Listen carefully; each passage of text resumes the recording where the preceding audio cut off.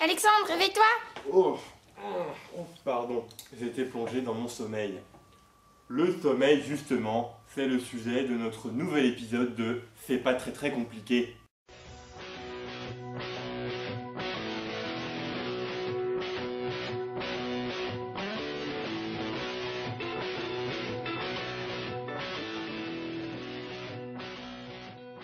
Le sommeil est un état physiologique naturel fait bon nombre d'êtres vivants, et principalement chez l'homme.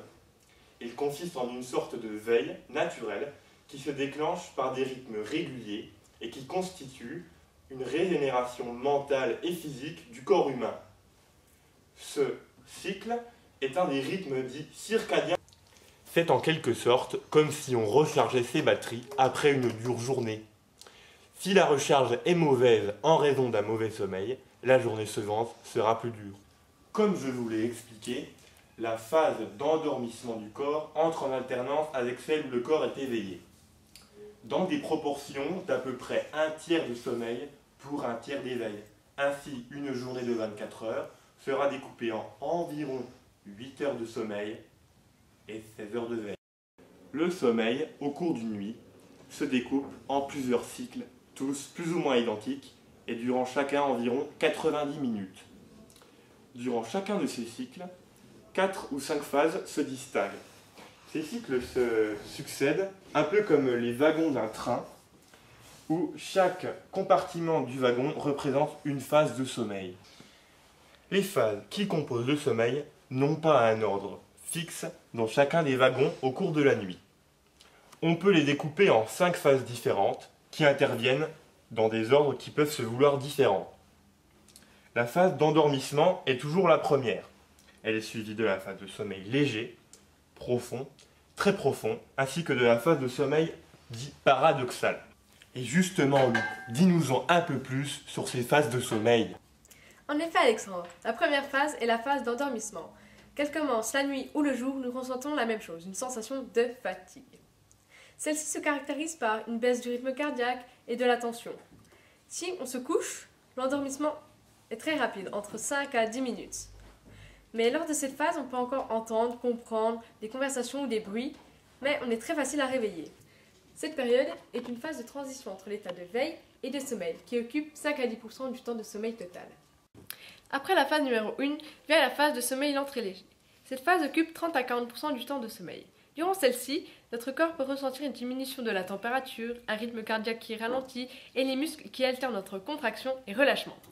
Durant cette phase, nous n'avons pas conscience que l'on dort. Le sommeil devient plus profond que lors de la phase d'endormissement. Cependant, nous percevons les stimulations extérieures sans comprendre les conversations. Au fur et à mesure de la nuit, ces phases reviennent plus fréquemment, donc les phases 3 et 4 se raccourcissent. Puis vient la phase 3 qui dure environ 30 minutes. À ce stade, les signes vitaux, respiration, fréquence cardiaque, température corporelle, activité cérébrale se ralentissent et deviennent stables. On peut encore percevoir une très faible activité musculaire, mais pas des mouvements oculaires. Ensuite vient la phase 4. C'est la phase durant laquelle le sommeil est très profond. Les fonctions vitales sont au plus bas niveau. La respiration et la fréquence cardiaque sont plus faibles et ralenties, et la température interne est abaissée. Les muscles et le cerveau sont au repos. Nous sommes inertes et quasiment insensibles aux stimuli extérieurs. Il est difficile de nous réveiller. Pour finir, la dernière phase. Il représente 25% de notre temps de sommeil total. Il est appelé paradoxal car il présente des caractéristiques du sommeil profond et de l'éveil. Les muscles du dormeur sont entièrement paralysés, sauf les muscles oculaires qui ont une activité très intense, et les muscles impliqués dans la respiration. Mais ces mouvements oculaires, l'irrégularité de la respiration et l'activité intense du cerveau sont des caractéristiques que l'on peut retrouver au moment où le dormeur est apte à se réveiller. Le rythme cardiaque varie fréquemment. Il passe à un rythme accéléré à un rythme ralenti. Le sommeil paradoxal n'est pas un stade qui revient à un rythme fréquent. La durée est variable. Elle survient en général après les phases 4, 2 ou 1. Leur durée augmente au fur et à mesure de la nuit et lorsque l'on grandit. Les phases de sommeil lent se succèdent les unes aux autres et lors de périodes de transition entre deux phases, on observe un temps de micro-réveil de 3 minutes que nous ne percevons pas la plupart du temps. Ces micro-réveils peuvent conduire au réveil définitif. Mais quels mécanismes surviennent à l'intérieur du cerveau pendant l'endormissement? C'est vrai Alexandre, explique-nous. À la base, l'endormissement est une information qui circule au sein même du cerveau, entre les neurones. Cette information est transmise grâce à un mécanisme précis, la neurotransmission.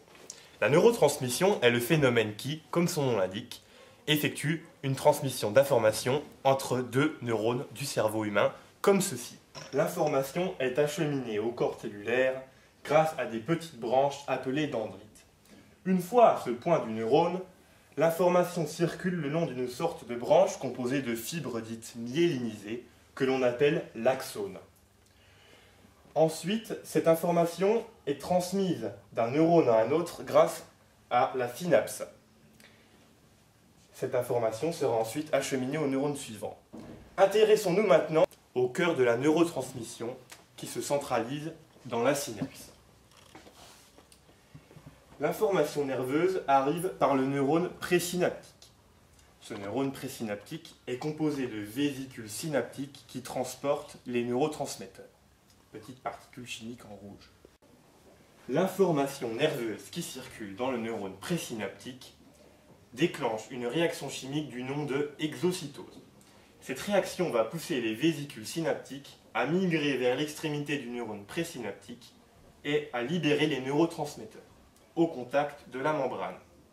Ces neurotransmetteurs vont ensuite se diriger vers des récepteurs adaptés à leur forme qui vont transmettre cette information au neurone postsynaptique par une stimulation de celui-ci. L'information sera ensuite traduite et diffusée à travers le neurone postsynaptique. Oh là là, ça fait travailler les neurones tout ça. Et tu sais quoi Alexandre? L'endormissement est un système mis en place par l'éveil lui-même. C'est fou, non? Cela se passe par inhibition des nombreux systèmes de l'éveil disposés en réseau de neurones. On parle de réseau car lorsque l'un des systèmes de l'éveil est excité, tous les autres s'activent alors automatiquement et tous fonctionnent par complémentarité. Les neurones communiquent entre eux grâce à des neurotransmetteurs tels que l'histamine, la sérotonine, la noradrénaline, l'acétylcholine, le glutamate et le GABA. Mais bon, tout ça est un petit peu compliqué pour nous. L'un de ces neurotransmetteurs est particulièrement intéressant car il permet la journée de bloquer certaines parties du cerveau à l'origine des ondes du sommeil paradoxal, mais en même temps, il participe à l'endormissement. Il s'agit de la sérotonine. Cette molécule est produite pendant l'éveil par les neurones situés dans le noyau du rafet inférieur et qui se projettent vers d'autres régions du cerveau appelées l'hypothalamus et le cortex. Certaines terminaisons axonales de ces neurones sont en contact avec une autre région du cerveau appelée aire préoptique de l'hypothalamus antérieur. La stimulation de cette partie du cerveau entraîne alors l'inhibition de l'ensemble des réseaux de l'éveil. Le sommeil et l'éveil étant l'un des cycles circadiens, leur programmation est donc alternée, répétitive et à une durée généralement identique d'une journée à une autre. Cependant, les réseaux de l'éveil sont entretenus par des stimulations externes telles que le bruit, la luminosité ou la vie sociale, ce qui peut retarder le moment de l'endormissement ou encore réduire le nombre d'heures de sommeil. L'horloge biologique peut être resynchronisée grâce à une molécule appelée la mélatonine et qui est produite en fonction de l'intensité de la luminosité. Plus la lumière dans l'environnement de l'individu sera faible, plus la quantité de mélatonine produite sera importante et donc l'endormissement sera plus rapide. Justement, il est prouvé que les écrans qu'utilisent la majorité des adolescents juste avant de s'endormir agissent physiologiquement sur la quantité et la qualité de leur sommeil. En effet, la lumière artificielle qu'ils produisent a des conséquences sur les mécanismes du sommeil, ce qui produit donc des troubles du sommeil.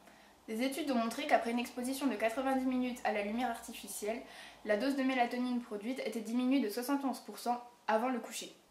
La lumière est le plus puissant synchronisateur de l'horloge circadienne humaine et le moment de la journée auquel l'exposition à la lumière a lieu affecte directement la façon dont l'horloge circadienne se synchronise à l'environnement. Par exemple, une exposition à la lumière artificielle en fin de soirée retardera les cycles circadiens et par conséquent les moments de l'endormissement et de l'éveil. Plus la lumière est vive, plus l'exposition est longue, plus la lumière aura un effet puissant sur les cycles circadiens. Mais d'ailleurs Alexandre, t'avais pas les résultats de l'étude sur le sommeil de nos cobayes lycéens? En effet Amélie, nous avons les résultats de notre étude sur le sommeil de 260 adolescents du lycée Belin. Nous avons donc collecté les résultats en rapport avec le sommeil de certains adolescents et adolescentes du lycée en première, en seconde et en terminale. Intéressons-nous tout d'abord à l'heure moyenne de coucher de ces adolescents. Elle est de 22h50. L'heure moyenne de réveil de ces mêmes adolescents est de 6h15, ce qui donne un temps de sommeil moyen dans notre lycée de 7h25. C'est peu, on rappelle qu'il faut en moyenne 8 heures de sommeil pour un adolescent. Nous avons également interrogé les adolescents sur la qualité de leur sommeil. Ainsi, seuls 4,9% des adolescents estiment très bien dormir, c'est très peu. 29,3% des adolescents estiment bien dormir, tandis que 41,9% estiment moyennement dormir, c'est la grande majorité de notre sondage. Enfin, 23,9% des adolescents estiment passablement dormir. C'est le gros problème de la nouvelle génération des adolescents. Ils sont fatigués le lendemain. Dernièrement, nous nous sommes penchés sur l'activité qui précédait le sommeil des adolescents que nous avions interrogés. Le portable et les SMS est l'activité la plus pratiquée avant de dormir. 62,4% des adolescents font ceci. L'ordinateur est aussi dominant, 25,3% sont sur leur petit ordinateur avant de dormir. La télévision, 26,3%, est aussi très regardée avant le coucher. Les jeux vidéo constituent une minorité, avec quand même 3% des adolescents qui pratiquent. Ensuite, 13,7% des adolescents effectuent leur travail scolaire avant de se coucher. Enfin, un adolescent sur 4 environ est en train de lire, tandis que environ 16% pratiquent une autre activité, comme par exemple écouter de la musique. Nous avons aussi constaté qu'environ un adolescent sur 2 pratiquait 2 voire 3 activités avant de dormir en même temps. Comment voulez-vous que le cerveau soit disposé à dormir? Il est également notable que plus de 80% des individus pratiquant des SMS, la télévision ou l'ordinateur ont un sommeil passable. On peut faire le lien avec ce que vous expliquait tout à l'heure Amélie. En effet, la lumière que ces écrans diffusent retarde et affaiblit la qualité du sommeil. Bon allez. Oh non, moi je suis trop fatigué. Allez Marcel, roule!